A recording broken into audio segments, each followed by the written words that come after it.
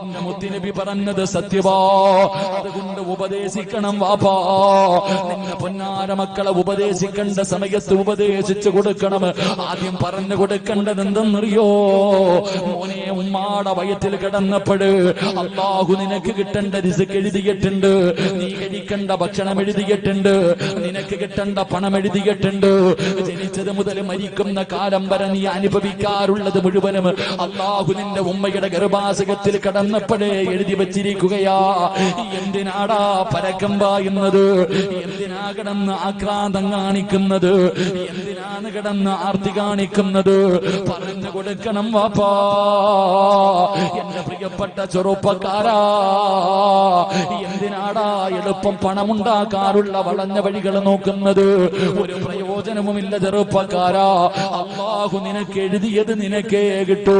നീ എത്ര കഷ്ടപ്പെട്ടാൽ നിന്റെ പേരെഴുതാത്തത് നിനക്ക് റബ്ബ് തരൂല മോനെ. എന്റെ പ്രിയപ്പെട്ട മാതാപിതാക്കളോട്, എന്റെ പ്രിയപ്പെട്ട ഉമ്മമാരോട്, എന്തിനാ നിങ്ങളൊക്കെ ഇതുപോലെ കഷ്ടപ്പെടുന്നത്? രാപ്പകലുകൾ കിടന്ന് കഷ്ടപ്പെടുന്നത് മക്കള് മറ്റൊരുത്തന്റെ മുന്നിൽ കൈനീട്ടാതെ ജീവിക്കുന്നത് കാണാനല്ലേ?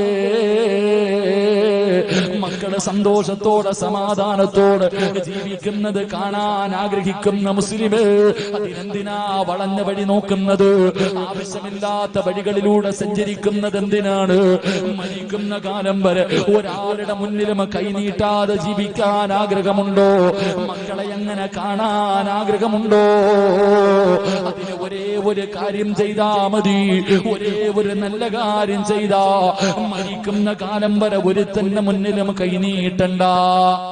ബാങ്ക് വിളിക്കുന്ന സമയത്ത് 5 നേരം നീ നമസ്കരിച്ചാ, നീ മാത്രം നിസ്കരിച്ചാ പോരാ, നിന്റെ ഭാര്യ മാത്രം നിസ്കരിച്ചാ പോരാ, നിന്റെ മക്കളെ കൂടെ നിസ്കരിപ്പിക്കട്.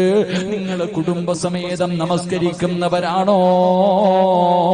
മരിക്കുന്ന കാലം വരെ തിന്നാനുള്ള ഭക്ഷണം അല്ലാഹു തരുമെന്ന് അല്ലാഹുവിന്റെ വിശുദ്ധ ഖുർആൻ,